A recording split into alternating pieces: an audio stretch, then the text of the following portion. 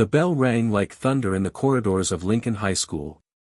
The hum of chatter, the clatter of locker doors, and the shuffle of feet drowned the soft sound of a girl's sobs. Most didn't notice. Some didn't care. But for 16-year-old Ella Monroe, it was just another terrifying moment in a long list of things she dreaded about her first day. She had transferred from a small town in Oregon to this massive public school in Chicago after her father died in a factory accident. Her mom, barely keeping things together, took a second job and moved them closer to her sister. Ella was quiet, wore hand-me-downs, and had a smile that tried to hide too much sadness. As she walked the hallway, clutching her books tightly to her chest, her eyes avoided everyone else's. Her dress, a faded lavender thing that used to belong to her cousin, had a tiny tear near the seam. She'd stitched it herself. It was all she had that looked remotely decent. Then came the laugh, loud, sharp, cruel. Trevor Miles. Star basketball player. Rich. Popular. Handsome. And feared. He walked down the hallway with a group of boys trailing him like shadows, feeding off his arrogance. Well, he said, stepping in front of Ella. Who let the thrift store ghost in? The hallway quieted. Phones rose. Move, Ella whispered, eyes cast downward. Oh no, he smirked, circling her. We don't do shy little ghosts here. Before anyone could react, Trevor reached out and ripped the back of her dress. The sound of fabric tearing echoed in the silence that followed. Her bag dropped. Gasps filled the hallway. Ella stood frozen, humiliated, trying to cover herself. Trevor laughed. A cruel, hollow sound. That was the moment everything changed. Not just for Ella. But for him. What Trevor didn't know, what none of the students knew, was that a teacher had seen everything. And so had the security camera above the water fountain. Ella didn't say a word. She didn't fight. She simply picked up her bag, held the back of her torn dress, and walked straight to the nurse's office. But the school was buzzing. Within hours, the video was on the school's private parent network. The principal, a former Marine with a no-tolerance policy on bullying, called Trevor's parents. His basketball coach benched him indefinitely. And most damaging of all, his scholarship sponsors were notified. Trevor was furious. They're overreacting, he barked to his father that night. No, son, his father said quietly, eyes filled with disappointment. You humiliated a girl. You made her feel worthless. That's not what a man does. Ella didn't come to school for the next 2 days. But something unexpected began to happen.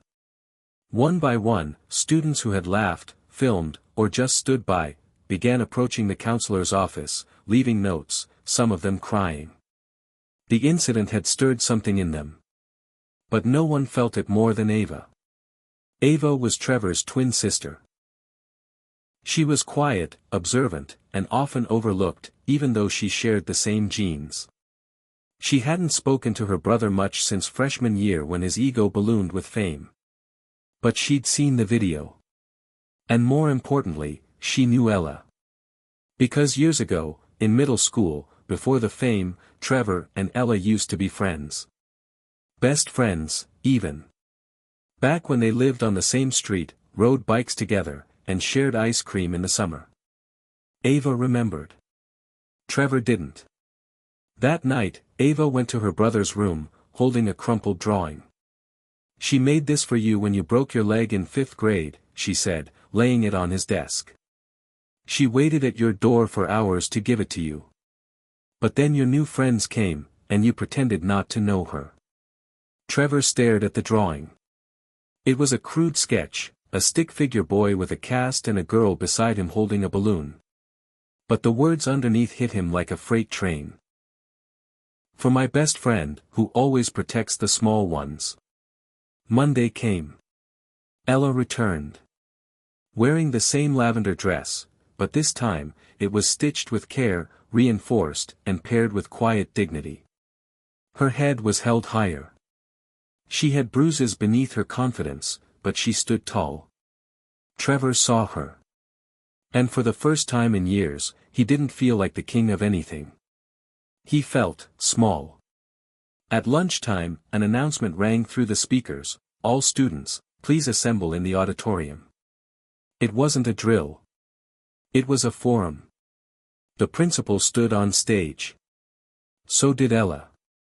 She'd been invited to speak. She hesitated. Then, in a trembling voice, she said, "I came here thinking I was invisible. Maybe I wanted to be. But I realized being invisible doesn't protect you, not when people have power. What happened to me in the hallway was cruel. But I don't want revenge. I want change." There was silence. Then claps. And then, Trevor stood. He walked slowly onto the stage. The entire auditorium froze. He took the mic. "My name is Trevor Miles. I was the one who tore her dress. I thought it was funny. I thought hurting someone made me feel strong. But I've never felt weaker. I forgot she used to be my friend. And I forgot how it feels to care." He turned to Ella. "I'm sorry," he said, voice cracking. "Not just for the dress. But for erasing you from my life when you mattered the most." Then he pulled a small box from his pocket. Opened it. Inside was a folded note, and a gift card.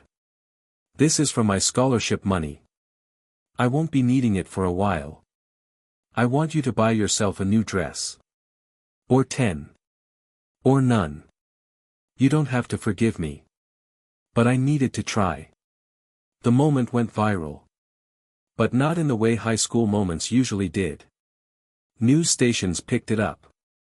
Teen bully publicly apologizes after victim delivers powerful message of grace.